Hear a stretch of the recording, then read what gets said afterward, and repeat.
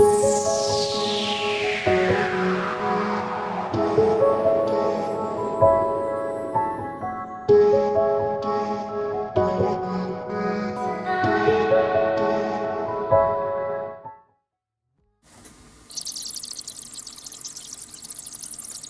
everybody, welcome to my channel. Today we're going to be making art journal covers, a sort of mixed media project. I make these every year. I really enjoy them and I think you might enjoy them too.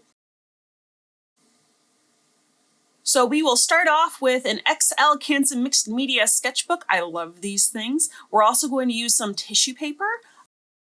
For a surface, we're going to use some Mod Podge of the matte variety. We're going to use some Mod Podge of the glossy variety. And we're also going to use some Mod Podge of the glitter variety because why not? Really, why not?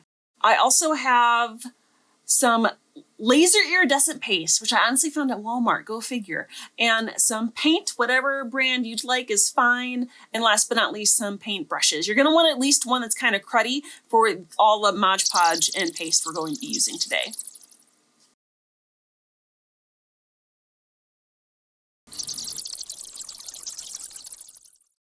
But I have a lot of fun with my covers. I make them kind of a mixed media project and above themselves. And I thought you guys might want to learn how to do that too.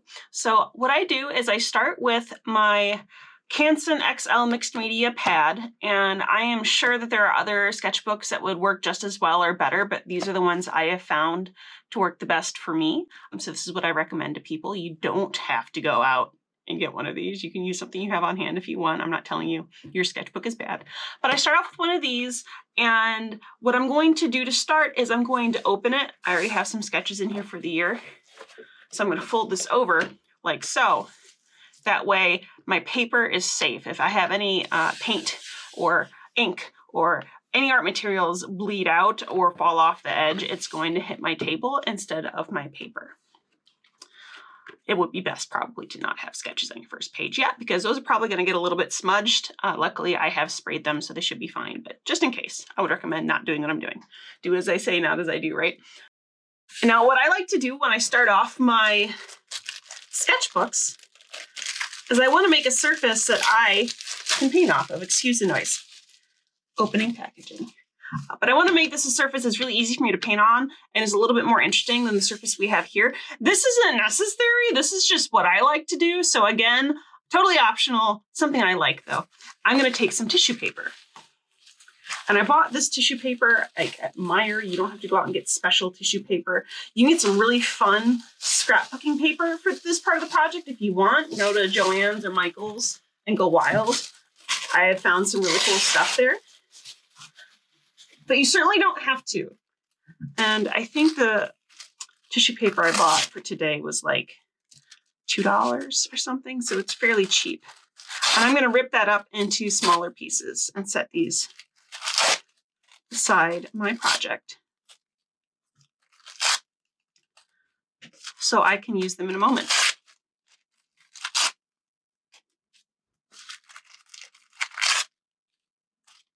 We're going to be using a lot of Mod Podge today, and I mean a lot, but we'll be starting off with matte. Later in the tutorial, I will use glossy Mod Podge, but I want to start with the matte first.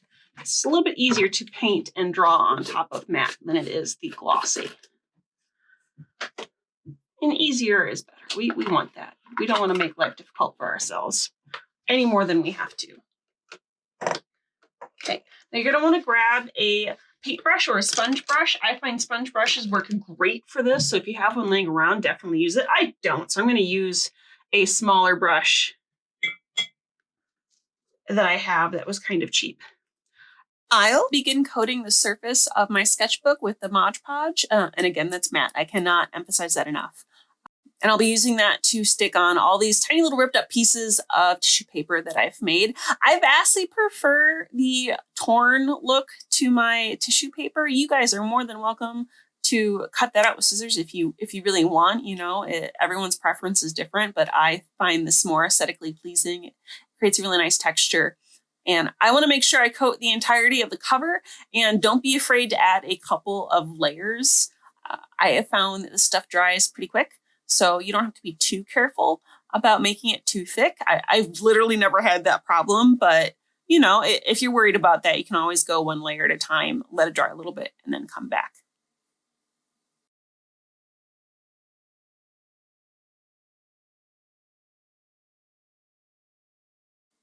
So at this point, all of my Mod Podge and tissue paper are dried to my surface, and I'm just going to prime this, not with primer, so I guess not technically priming, but I'm going to go over this with a coat of white paint. So my brighter colors and my artwork doesn't have this blue background bleeding into it. Now I can begin adding my actual artwork. So this part is totally up to you. I use acrylic paint. I wouldn't recommend using anything other than acrylic paint, though of course you can experiment, and if it goes wrong, cover it up with acrylic paint. The only thing I would say is totally off limits would probably be watercolor and oil paint, because those are not going to adhere to the surface at all.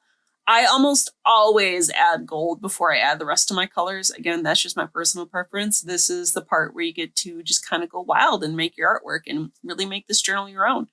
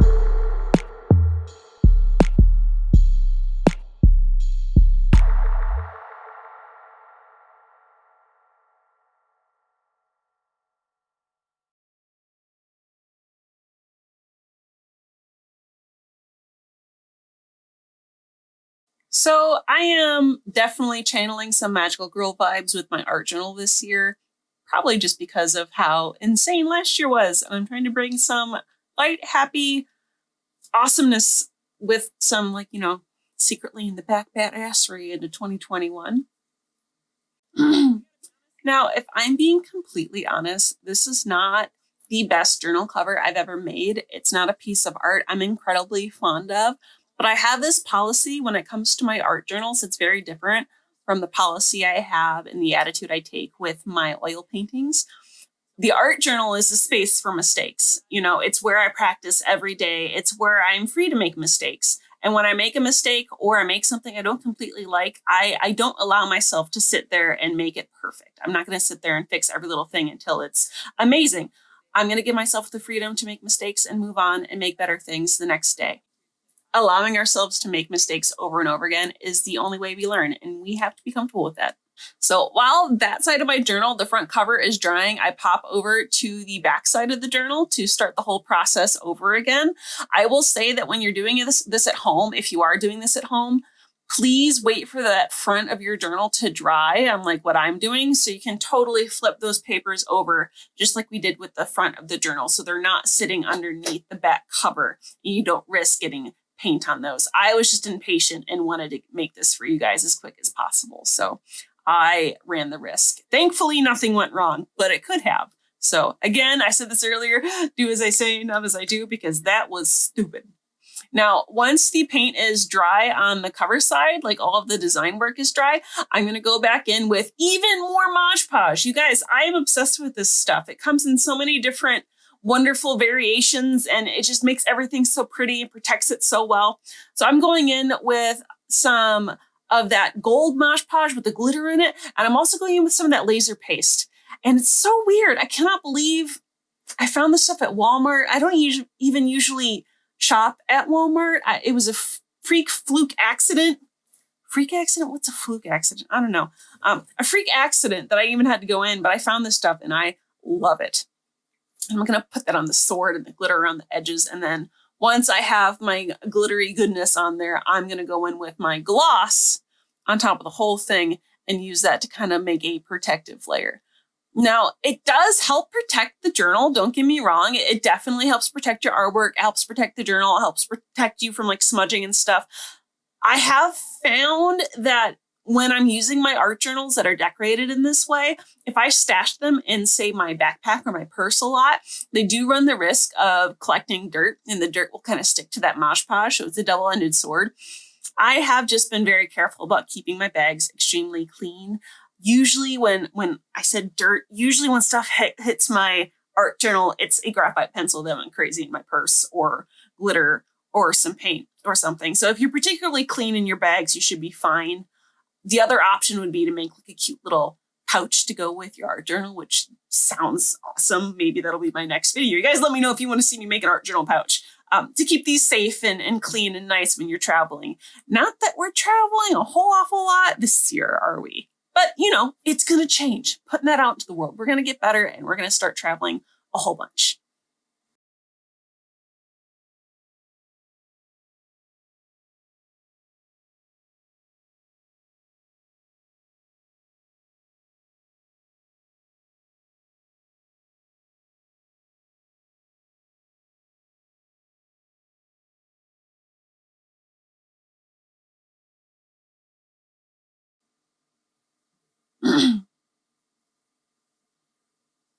So here is my final product, the front and the back. I added some extra stars and twinkle bits and highlights after I stopped filming, but all told, that's how I made it. I really enjoyed this method of making journals. I've made them for the past couple of years. Some of them have been really popular.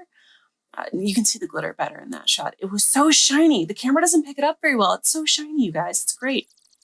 Here are some of the pieces I made in the past, some of the art journals I've made in the past that have been more popular. The deer was so popular, I had to make prints out of it. And you'll see that some of these have ring bindings instead of spiral bindings. Let me know if you want me to do a video on how I make those sorts of art journals. I've gone with the other style for this year, but they're fun. And thanks for watching, you guys. If you haven't already, please check out my Facebook page and my Patreon. Do the whole like, follow, subscribe tango if you'd like. It really helps me out. And have a great 2021. I hope you get to make some good art and keep your magic going.